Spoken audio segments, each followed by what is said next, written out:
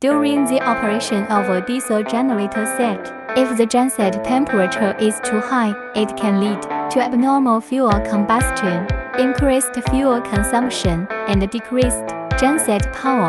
At this point, it is very important for the diesel generator set to effectively dissipate heat. So how to ensure that the diesel generator set can achieve effective heat dissipation?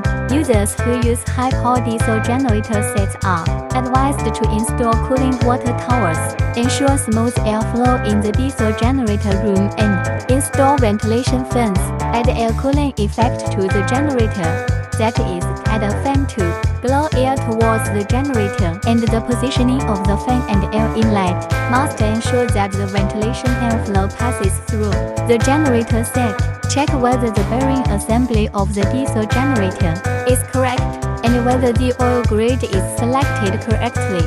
To avoid overheating of the genset due to external reasons, try to control the diesel generator to avoid overload operation. Before starting, check whether the cooling system of the diesel generator itself is normal.